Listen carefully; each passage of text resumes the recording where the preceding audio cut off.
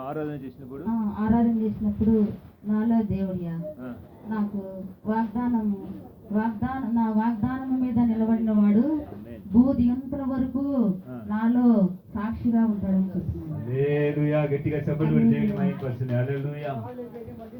నా వాగ్దానము దిగంతుల వరకు సాక్షిగా ఉన్నది అని నాకు దేవుడు దర్శనం నాతో మాట్లాడాడు.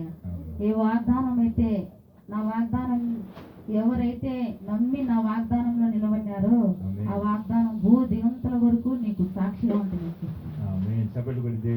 యేసయ్య నామానికి వాగ్దానం ఇచ్చిన దేవుని నామానికి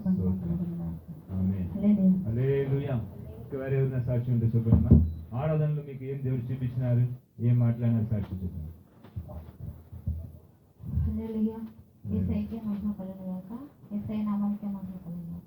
వాగ్దానం యేసయ్య 58:12 పూర్వకాలం నుండి పాడైపోయిన స్థలములను 58:12 దేవునికి స్తోత్రం.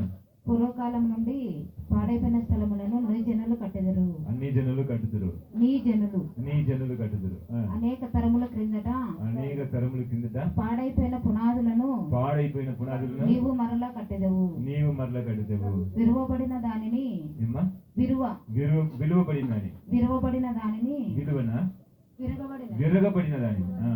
విరువబడిన దానిని బాగు చేయువాడవనియు దేశంలో నివసించినట్లుగా త్రోవలు సిద్ధపరచువాడవనియు నీకు పేరు పెట్టబడును. గొప్ప వాగ్దానం ఇచ్చిన దేవునికి స్తోత్రం. వాగ్దానం ద్వారా వాక్యంలో ఉన్నదని వాగ్దానంగా మనకు దేవుడు అనుగ్రహించినారు. ఎంత సీయోను సంఘం పట్ల ఉన్న బిడ్డల పట్ల సేవకుల పట్ల దేవుడు నెరవేర్చినట్టు దేవునికి స్తోత్రం చెప్పండి. స్తోత్రం దేవునికి మహిమ.